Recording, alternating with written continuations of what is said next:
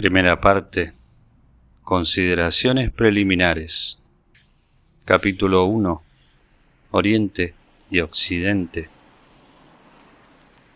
Lo primero que tenemos que hacer en el estudio que emprenderemos es determinar la naturaleza exacta de la oposición que existe entre Oriente y el Occidente, y desde luego, para esto, precisar el sentido que queremos dar a los dos términos de esta oposición. Podríamos decir, por una primera aproximación, quizás un poco somera, que el Oriente para nosotros es esencialmente Asia y que el Occidente es esencialmente Europa, pero esto mismo requiere algunas explicaciones. Cuando hablamos, por ejemplo, de la mentalidad occidental o europea, empleando indiferentemente una u otra de estas dos palabras, queremos referirnos a la mentalidad propia de la raza europea, tomada en su conjunto. Llamaremos pues europeo a todo lo que se relaciona a esta raza y aplicaremos esta denominación común a todos los individuos que han salido de ella, en cualquier parte del mundo en que se encuentren. Así pues, los americanos y los australianos, para no citar más que a estos, son para nosotros europeos, exactamente con el mismo título que los hombres de la misma raza que continúan viviendo en Europa. Es evidente, en efecto, que el hecho de haberse trasladado a otra región y hasta de haber nacido en ella no podría modificar la raza ni, por consecuencia, la mentalidad que es inherente, y aun si el cambio de medio es susceptible de determinar tarde o temprano ciertas modificaciones, estas serán modificaciones muy secundarias que no afectan los caracteres verdaderamente esenciales de la raza, sino que por el contrario, hacen resaltar a veces de manera más precisa alguno de ellos, así como se puede comprobar sin esfuerzo en los americanos, el desarrollo llevado al extremo de algunas de las tendencias que constituyen la mentalidad europea moderna. Se plantea así una pregunta aquí, sin embargo, que no podemos excusarnos de indicar brevemente. Hemos hablado de la raza europea y de la mentalidad que le es propia, pero ¿hay verdaderamente una raza europea? Si nos referimos a una raza primitiva, con una unidad original y una perfecta homogeneidad, hay que responder negativamente, porque nadie puede negar que la población actual de Europa se formó con una mezcla de elementos que pertenecen a razas muy diversas y que hay en ella diferencias étnicas bastante acentuadas, no solo de un país a otro, sino aún en el interior de cada agrupamiento nacional. Sin embargo, no es menos cierto que los pueblos europeos presentan bastantes caracteres comunes que hacen que los distingamos netamente de todos los otros. Su unidad, aunque ésta sea más bien adquirida que primitiva, basta para que se pueda hablar, como lo hacemos, de raza europea. Solo que esta raza es naturalmente menos fija y menos estable que una raza pura. Los elementos europeos, al mezclarse a otras razas, serán absorbidos más fácilmente y sus caracteres étnicos desaparecerían con rapidez. Pero esto no se aplica sino al caso en el que haya mezcla, y cuando solo hay yuxtaposición. Acontece, por el contrario, que los caracteres mentales, que son los que más nos interesan, aparecen en cierto modo con más relieve. Estos caracteres mentales son los que, por otra parte, hacen más neta la unidad europea.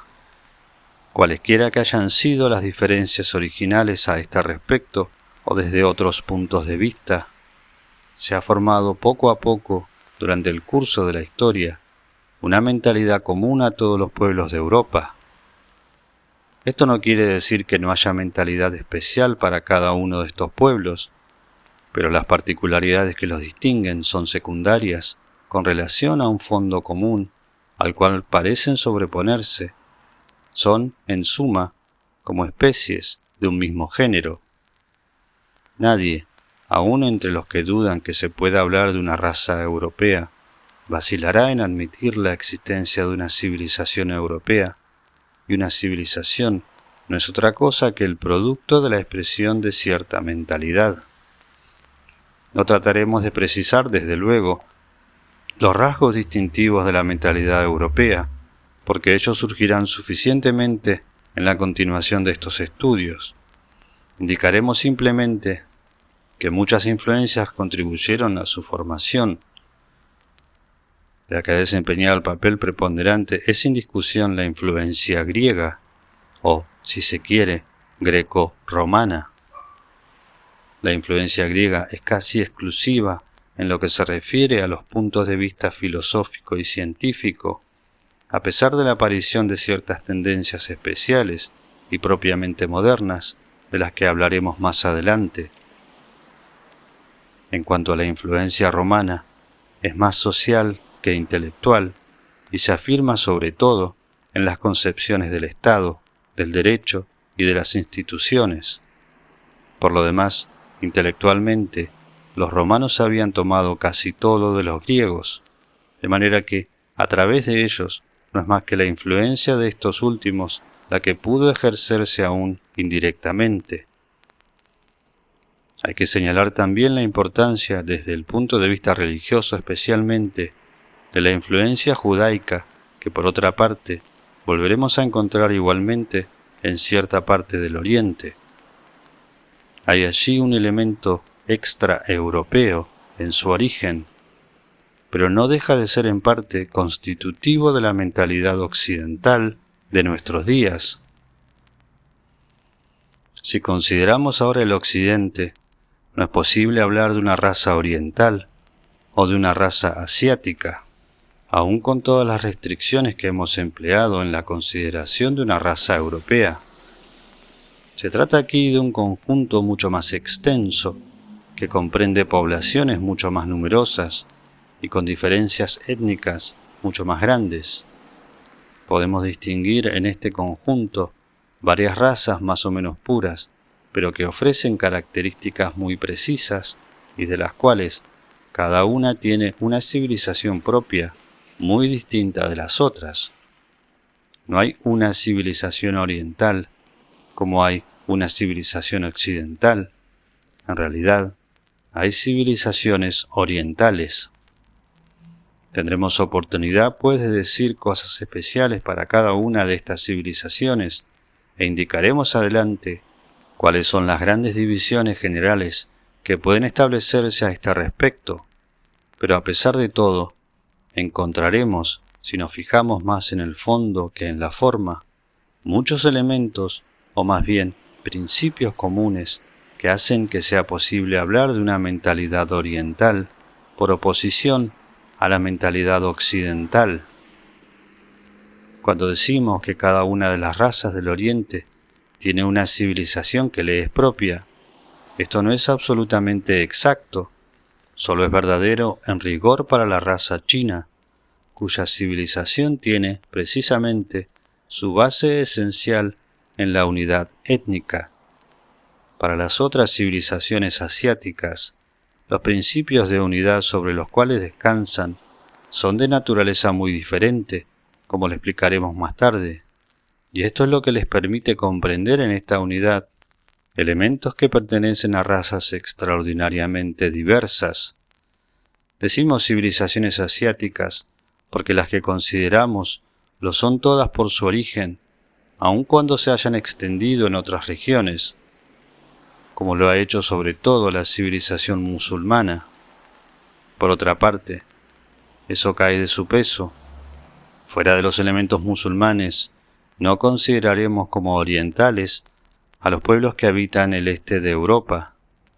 No hay que confundir a un oriental con un levantino, que es más bien todo lo contrario, y que al menos por la mentalidad tiene los caracteres esenciales de un verdadero occidental.